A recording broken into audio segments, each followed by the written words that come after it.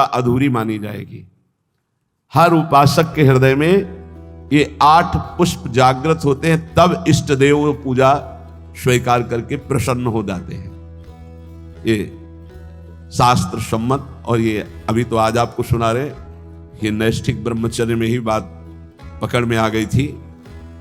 तभी हितधाम तक प्रगट सेवा बहुत ही उदासीनता पूर्वक होती थी।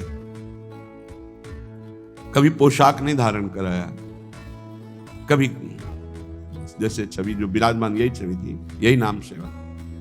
स्नान और गुरुजी जो इत्र दे देते थे वो इत्र लगा दिया, और इतना मिश्री का टुकड़ा भोग। हर समय हमारे अंदर यही था कि प्रियाजू का भोग और प्रियाजू के पुष्प कुछ अलग होते हैं, उनकी प्राप्ति हो पहले।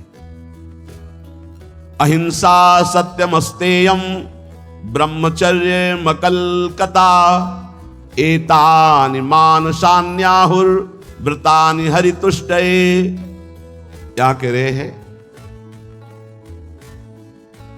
जो इन व्रतों का पालन करता है उसको 8 पुष्प प्राप्त होते हैं। जो पुष्प हैं उनका नाम अभी बताए देते हैं, पर उन पुष्पों की प्राप्ति का उपाय बता रहे हैं। पुष्प है अहिंसा प्रथमम पुष्पम, द्वितीयम कर्णग्रहा, तृतीयकम भूतदया, चतुर्थम शांतिरेव च, समस्तु पंचमम पुष्पम, ध्यानम चैव तु सप्तमम, सत्यम चैवाष्टमम पुष्प, मेतैस्तुष्यति केशवः। ये 8 पुष्प हैं, ये उसको प्राप्त होते हैं। इन्हीं पुष्पों से भगवान को अधीन किया जाता है, इन्हीं पुष्पों को भगवान पसंद करते हैं। जो व्रत है ये कायिक व्रत कहा जाता है, जिसमें हम फलाहार रहते हैं, दुग्धाहार रहते हैं या जल पीकर रहते हैं। इसके द्वारा अगर मानसिक व्रतों की स्थापना नहीं हुई तो कायिक व्रत का कोई महत्व नहीं है। आजकल तो व्रत का उपहास किया जाता है, व्रत का उपहास किया जाता है। आप ऐसे ऐसे भोग सामग्रियां की जो प्रायः रोज नहीं पाई जाती वो व्रत में पाई जाती है। सवा के चावल की खीर हम रहे, हमने देखा है, बढ़िया मेवा डालकर सवा के चावल की खीर, कूटू की पूड़ी और बढ़िया सब्जी, घिया आलू, ऐसे सेंधा नमक घी से बढ़िया पकी हुई, क्योंकि आज फलाहार पाना, सिंघाड़े का हलवा, ऐसे विविध प्रकार के। काय को उपहास कर रहे हो, ये व्रत है? एक दिन में मर जाओगे, कूटू और सिंघाड़ा और दुनिया की चीजें इकट्ठा कर रहे हो। अगर कोई कायिक व्रत रहना है तो उसका फल है मानसिक व्रतों की प्राप्ति होनी। देखो सिद्धांत को समझना, केवल कायिक व्रत रहकर जबान की वृत्तियों का पोषण कर रहे हो, इतने इतने पदार्थ मिलते हैं, आप खरीद ला सकते हैं। एकादशी हो आप खरीद लाइए जाकर के, हजारों रुपया लगाकर आप भोग सामग्री, इतनी जो शायद है कि व्रत में जो नहीं रहते वो उतना नहीं पाते होंगे। हम कायिक व्रत का उपहास करते हैं। कायिक व्रत तभी माना जाएगा जब एक भोग, एक बार केवल, वो भी बहुत अल्पा। अगर जल से काम चल जाता है तो जल ले लीजिए, जैसे आप एकादशी व्रत रहते हैं। धन्यवाद, बहुत बड़ी बात है, बढ़िया है। इन व्रतों का फल है मानसिक व्रतों में पहुंचना। अगर आपके अंदर ये मानसिक व्रत जागृत नहीं होते तो आपका कायिक व्रत सफल नहीं हुआ। और मानसिक व्रतों से इन 8 पुष्पों की प्राप्ति होती है। इन 8 पुष्पों की आराधना से भगवत प्राप्ति होती है। सिद्धांत को समझना, सिद्धांत को अगर नहीं समझोगे तो बाहरी तुम्हारी वृत्ति मान्यता की बनी रहेगी। इसलिए हमारी बाहरी मान्यता नहीं है। हम खास बातें नहीं समझते कि आप बहुत विदेशी फूलों के बहुत, हमारा इस पे ज्यादा धन है तो उसका सदुपयोग हो रहा है, लेकिन इससे भगवत प्राप्ति नहीं होने वाली, ध्यान रखना। ये बिल्कुल सिद्धांत, इसीलिए हम उदासीन रहते थे। ये तो श्री जी की इच्छा ऐसा नहीं, हमारा उदासीन स्वभाव था। प्राय ऐसा माना जाता था कि सन्यास मार्ग से आए इसलिए इनकी सेवा में रुचि नहीं है। लेकिन आपको सच्ची कहते हैं, हमारी सेवा में भावात्मक रुचि थी। प्रगट में वस्तुएं नहीं, लेकिन हम जानते हैं गुरु कृपा से कि किन वस्तुओं से हमारी लाडली जो प्रसन्न होती है। ये मानसिक व्रत आने ही चाहिए कायिक व्रत से। अगर मानसिक व्रत नहीं आए तो कायिक व्रत का कोई महत्व नहीं रहा। इसलिए साधन विविध सकाममति सब स्वार्थ सकल सबे जो अनीति, ज्ञान ध्यान व्रत कर्म जिते सब काहू में नहीं मोह प्रतीति। ये हमारा रस सिद्धांत है।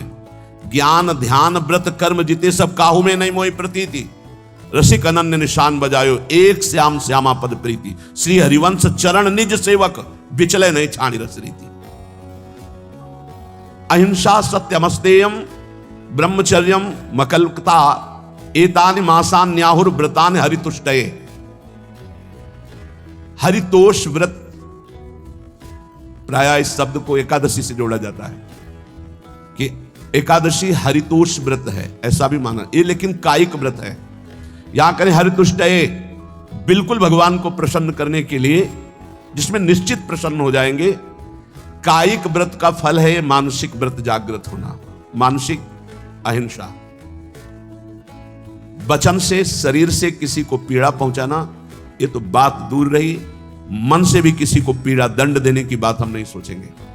वाणी से तो बोलेंगे ही नहीं, ऐसी वाणी कभी नहीं बोलेंगे किसी को दुख लगे। शरीर से ऐसी कभी चेष्टा नहीं करेंगे किसी की हिंसा हो, किसी को दुख हो। मन से संकल्प प्राय सब लोग कर लेते हैं, भोगे गए नहीं। हमारा मानसिक व्रत खंडन हो जाएगा। ये बहुत बड़ा व्रत है, इससे भगवान की प्राप्ति होती है। अहिंसा परमो तपः, परम तपस्या है, परम व्रत है अहिंसा। मन से, वचन से, शरीर से किसी भी तरह से किसी को दुख ना पहुंचाना अहिंसा है। हमको कोई दुख पहुंचाता है हम उसे सह लेते हैं, वो आगे आएगा इसी प्रसंग में। ये बहुत अमृतमय वचन है। यही नैष्ठिक ब्रह्मचर्य में इन्हीं की शिक्षा हुई थी, गुरुजनों से इन्हीं की शिक्षा हुई। इसीलिए बाहरी बातों पर हमारा ज्यादा महत्व तो नहीं रहा कि अमुक वस्तु प्रभु को भोग लगानी है, अमुक वस्तु प्रभु को देनी, इस पर ज्यादा ध्यान नहीं रहा। ध्यान रहा कि प्रभु की प्रसन्नता होती इन आंतरिक महान लक्षणों से। अगर ये लक्षण नहीं होंगे तो बाहरी, फिर तो बड़े बड़े सेठ लोग, धनी मानी लोग प्रभु को रिझा लेंगे ना, क्योंकि उनके पास बहुत सी भोग सामग्री है। लेकिन कभी कदापि ऐसा नहीं पाया गया।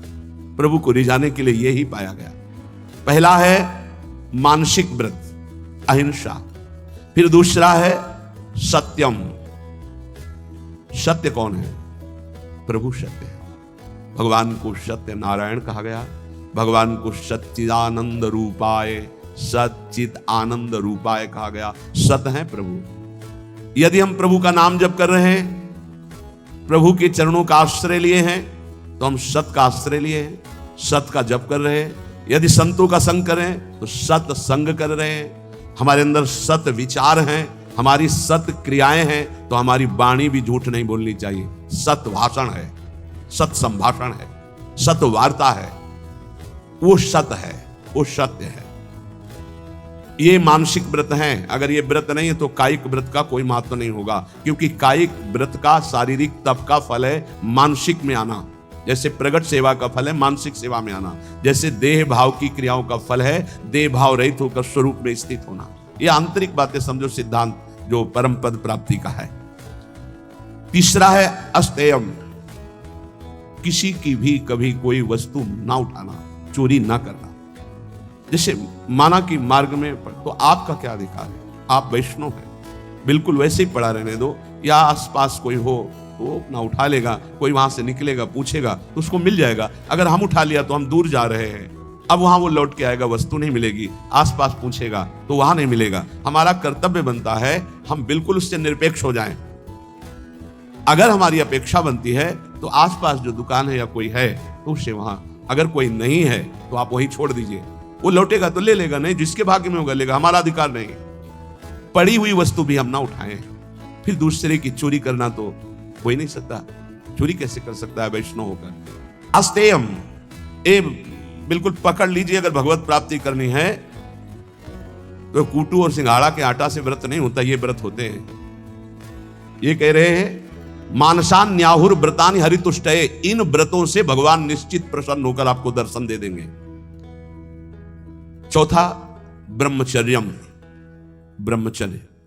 ये बहुत सुंदर व्रत है, बहुत महिमाशाली व्रत है।